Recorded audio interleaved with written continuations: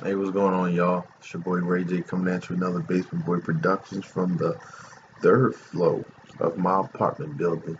Just we're going to do a bass talk video about the ins and outs of being a traveling, not really traveling musician, but being a bass player or just being a musician, doing gigs and all that extra good stuff. So, unless if you are, just something you probably already done it, but if you're starting and you wanting to gig out and play at churches, just share my story, my testimony, and just to see what you can take from it, if you will. Let's go to the throne of grace, even for a talk. A higher name and shine for you, for all our sins. We ask you to cleanse us from all of our unrighteousness, everything that's in us that's not like you. We ask you to take it out right now. We want to thank you for another day in land and living. Thank you for life, health, and strength. We believe our lives. As we go into this talk, Heavenly Father, help me to speak with clarity. Help the viewers to understand with clarity, Heavenly Father. Because everything we do is for your will, for your way, for your glory, Heavenly Father. Heavenly Father, in all things you get all the glory, all the honor, and all the praise for in Christ's name we pray. Amen.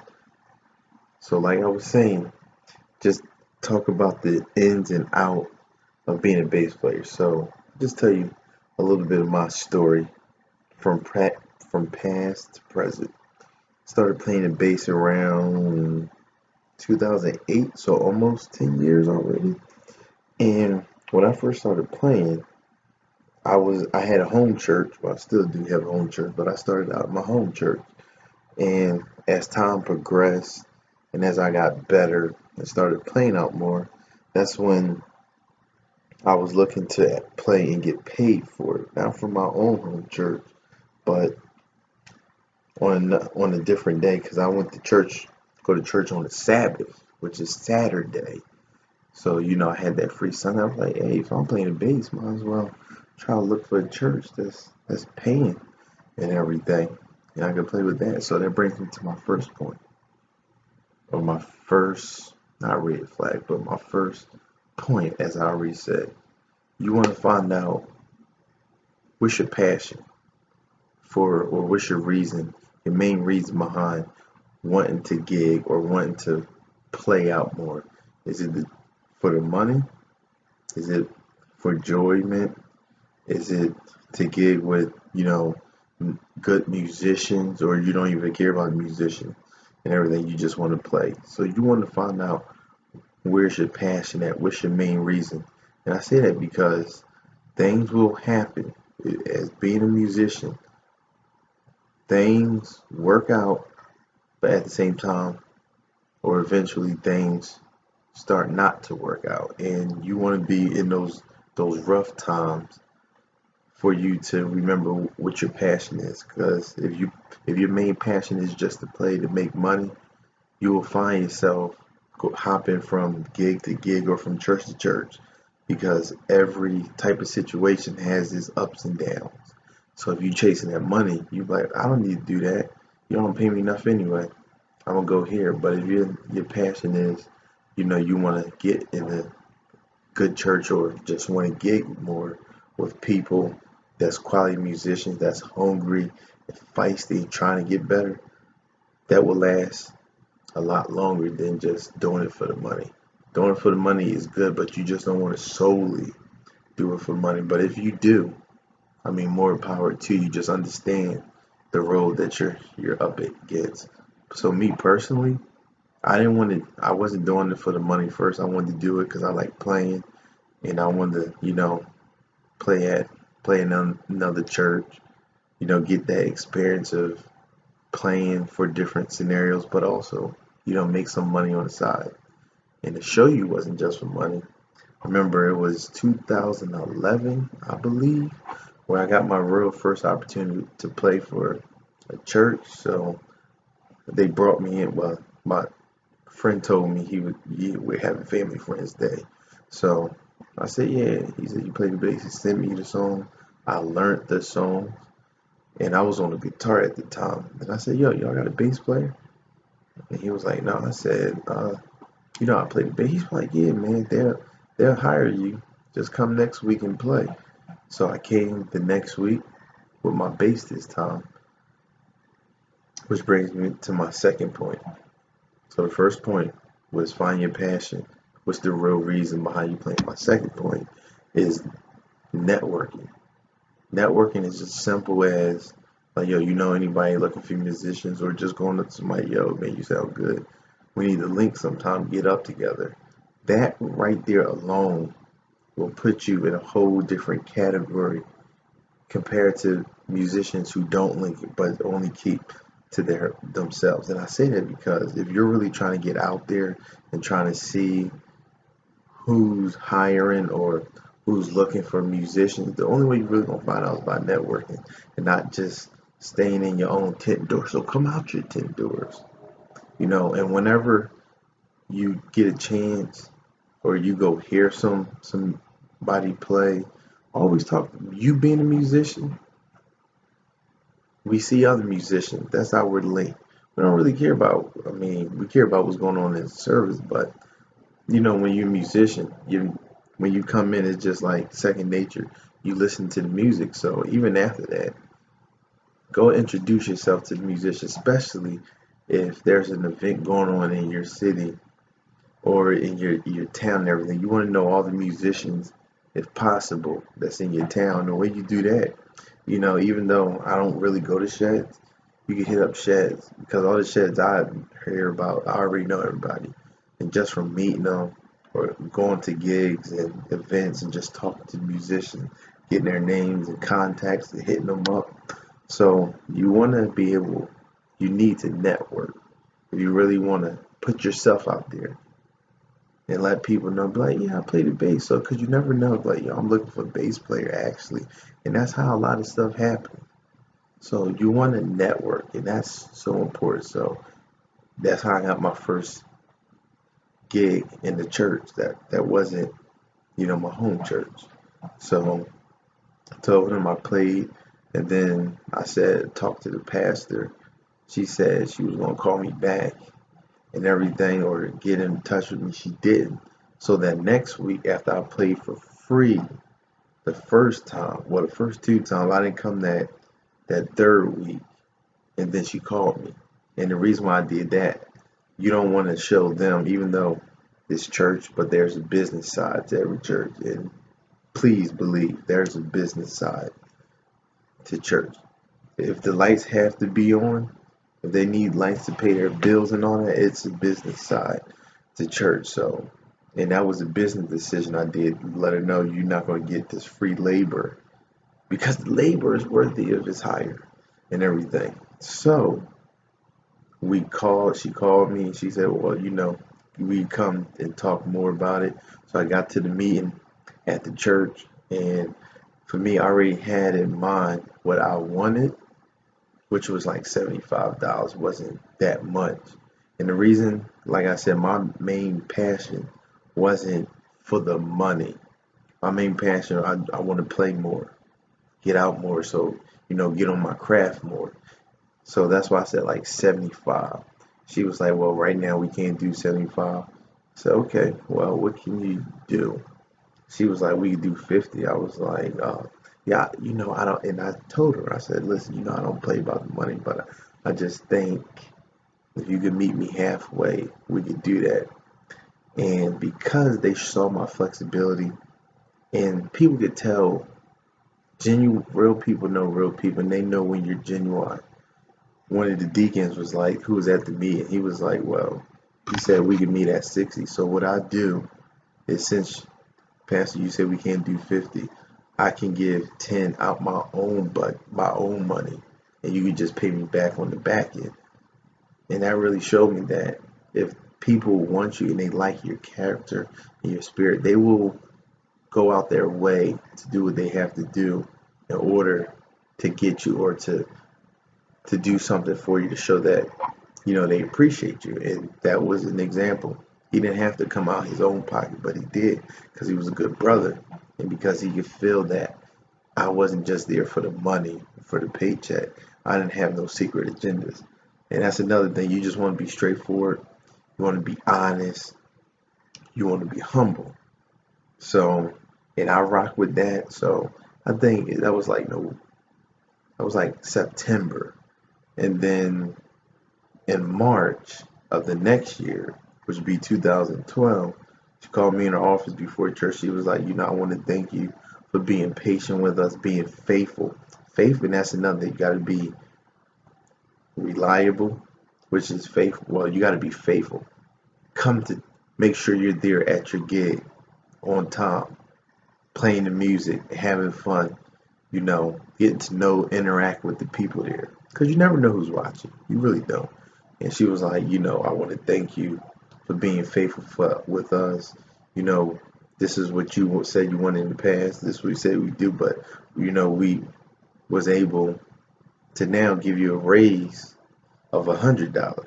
So plus 40 was my increase.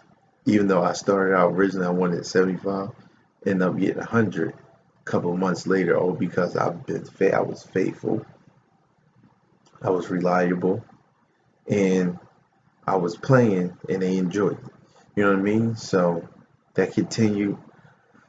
Just now touching the music part. When I first came in, the music was like, tried to help the keyboardist, really get in his craft because I came from my home church, like all dope musicians. So I was used to playing with good, solid musicians. So I get in this situation where I'm thinking I have the opportunity to really help the keyboard player grow.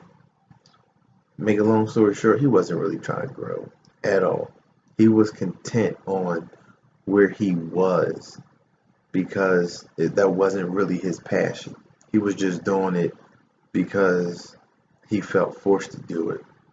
And he was doing it because it was like his family church and everything. So he really didn't have that passion to go to the next level, and neither did the drummer. So just fast forward, because I stopped playing. My last time playing there was December of 2014. So, but before we got to that, we was out, I think, like a year later, after I continued to be faithful and continue to do my job well. And as I grew, not only with my bass playing, but just as a person, I was like, okay, went back for another raise. Like, wait a minute, I've been playing here for years. I know that y'all have this stupid trick that y'all have. I believe I do. So I'm asking for another raise, but this was like a year and a half later, like August of 2013. So that's like a year and a half from the last raise. And like I said, and a good thing about being faithful and being reliable and being accountable and having great responsibility is because that all builds. It's something that you can put on your resume. So when you do may want to raise, you can bring that before them. Now, if you always late, you're not coming to every service, you have bad communication, you don't have good integrity, you try to bring that, they be like, no, you're lucky we still have you. But when you have a good record, a solid record of being, like I said, reliable and faithful, it goes well for you. It goes well. A good name is to be chosen than riches and love and favor. A good name is to be chosen over money. Hold on. It's in Proverbs 22. Hold on, Dad. All right. Gotta have a Bible still handy. I think it's Proverbs 22. Yeah. 22. And this is mainly the scripture that I carry with me for my life. Because it's not all about money. The money will be there. Proverbs 22 verse 1. A good name is rather to be chosen than great riches, and loving favor rather than silver and gold. And I carry that wherever I go, even to my 9-to-5 job right now. The money will be there. And that's another lesson. The money will be there. Even though if your passion is to make that money, make it. But I wouldn't recommend it. Because you going for money, rich people prove all the time that money doesn't buy happiness. There's many millionaires, a lot of millionaires that commit suicide, famous ones too, and they have money. But it's more than just money. You want a peace of mind. You want sanity. If you can get that, you're not really worried about money. If you could be in a peaceful mindset of wherever you're playing, you're not really caring about money because the money will come there. But if you have a peaceful mindset and you apply this scripture to have a good name and love and favor, that's it. And because I had a good name, I was able to get my second raise. I came in, I said, listen, I've tried to go to the bank. And this is another trick I learned from just experiencing playing with four people and other people. When you shoot your price high, you have a price set, but okay, this is the lowest I'm willing to take. So if that's the case, you never start with that because it's like a car salesman. They're gonna come with a price, then you're just gonna try to work them down until they get you to the price that they already had in store. So I was like, listen, I want $200 a week. I've been doing this. I've been faithful. Y'all been when I be playing, I do certain things. Y'all be like, oh, the bass player. Yeah. So and she was like, okay, well, we'll bring it to the board because it's a governing body. So I did that. And I think the next week, well, no, it was like a month later. We had met again. They was like, we're not able to do 200. And they was like, we do appreciate you being faithful all this time, and we appreciate your gift and all that good stuff. They said we can do that, but we can do 150. I said I take it because what I'm going to say no to that when that's $50 more than per week than I was getting. So of course I said yes. But even though I was getting the money, now that I'm 150 a lot, that's more when I get paid now than where I'm at.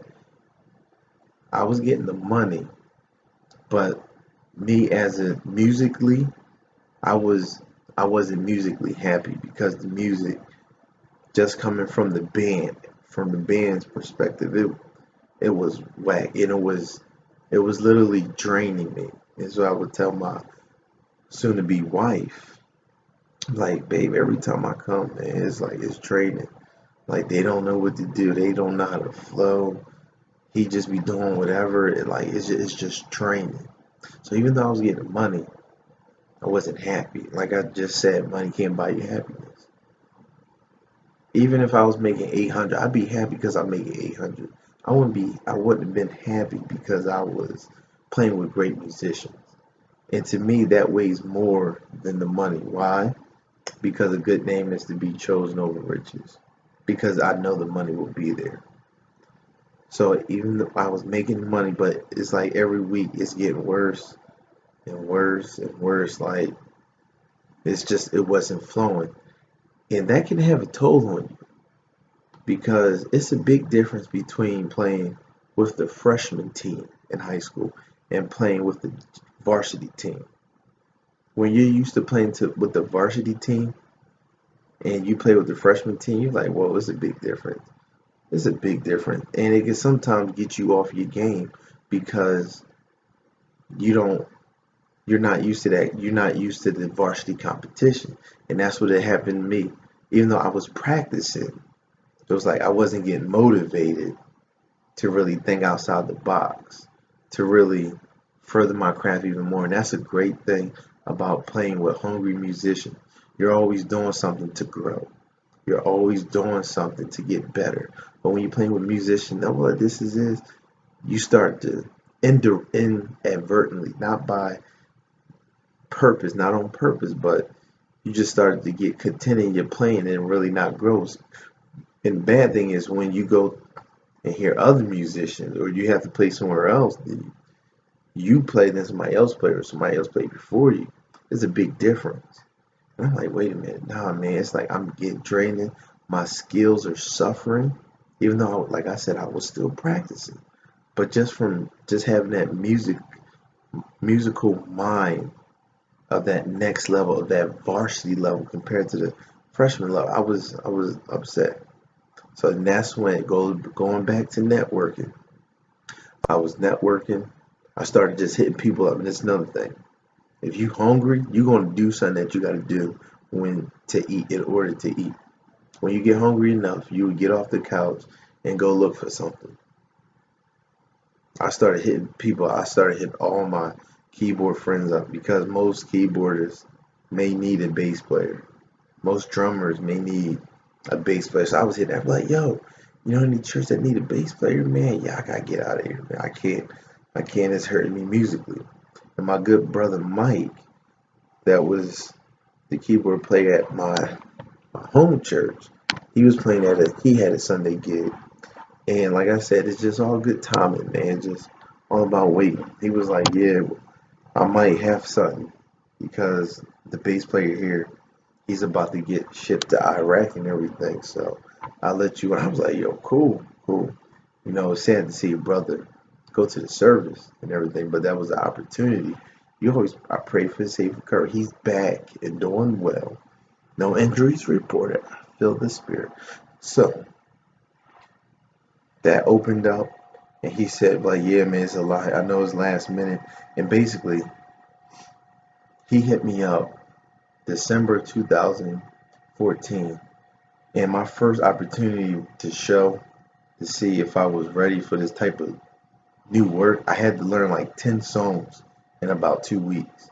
I've never had to do that for the church I was playing at before I got somewhere else. Never had to do that.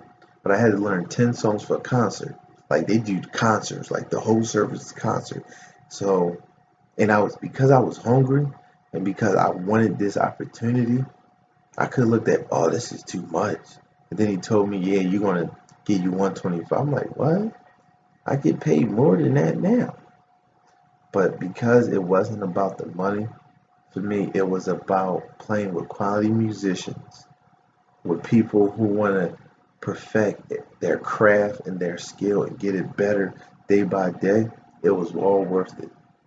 Losing $25 a week is all worth it to be happy and play with people who care about how they sound and dope musicians. It's worth it.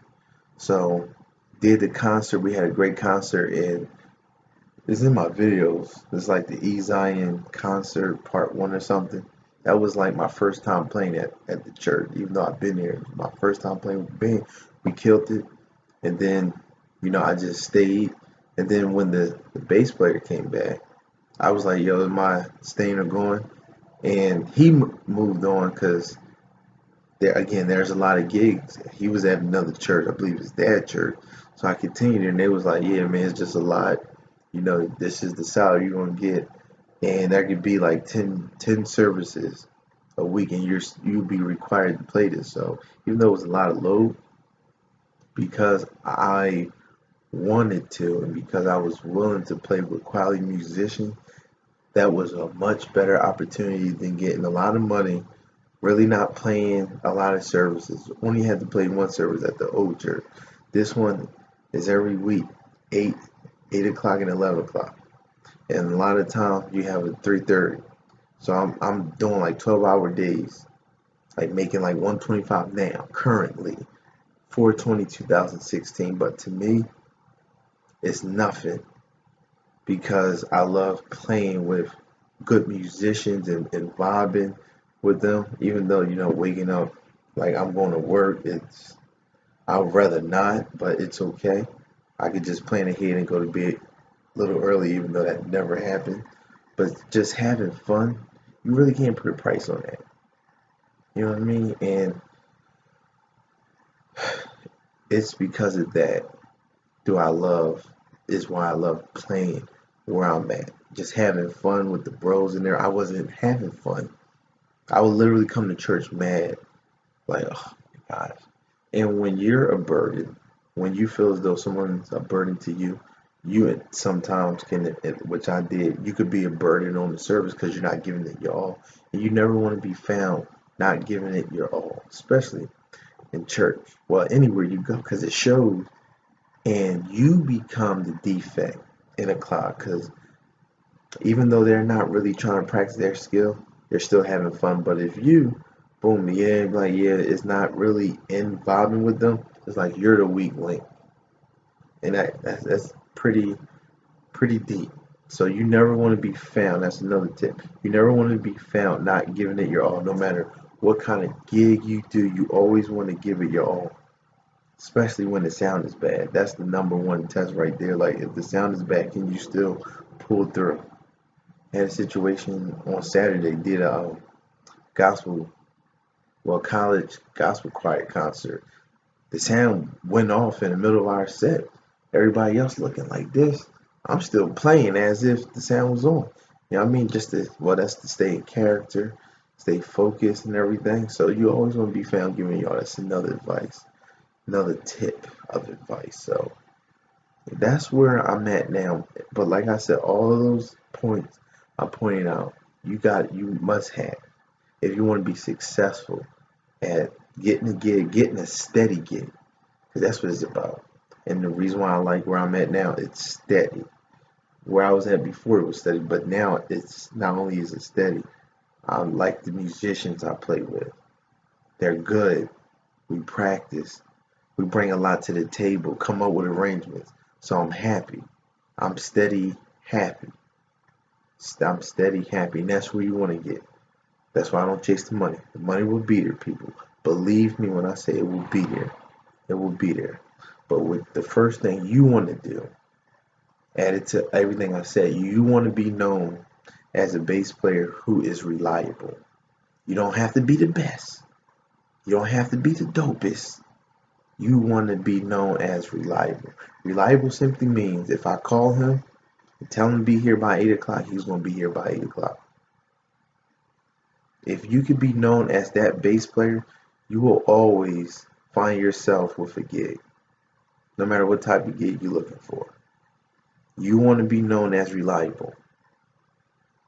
Now, granted, of course, reliable is first, you have to have your own bass. You have to have a chord. That's essentials. I'm going to do another lesson on this real quick. You want to have a bass bag, a tuner, and a chord. You have to have that, and you want a bass amp. And a bass amp is essential because there's a lot of bass players that I don't even understand that come to gigs with no amps or that don't even have amps, period. I just don't get that. You need an amp. That's like a drummer coming to a gig with no sticks. And they still do it these days. I don't understand it. It's crazy. I'm like, you're not using my sticks.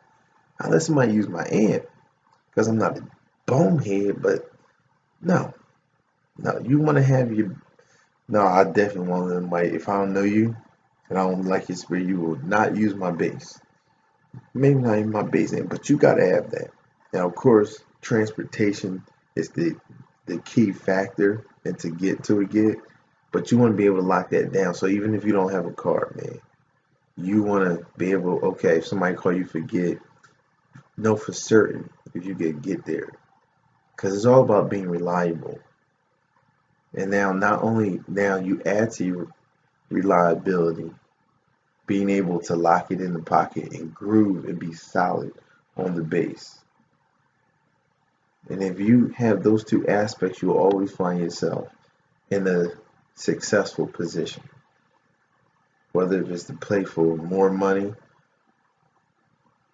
whether if it's to play with a better opportunity, may not pay more, but it would be which this is the one you should use, not just the more money and sucking musician. No, you want to be happy in what you do. Chase happiness.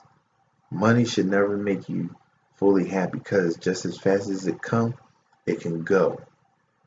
And that's why you want to base it on something else. But be reliable, be faithful, be honest, and work to get a good name and love and favor.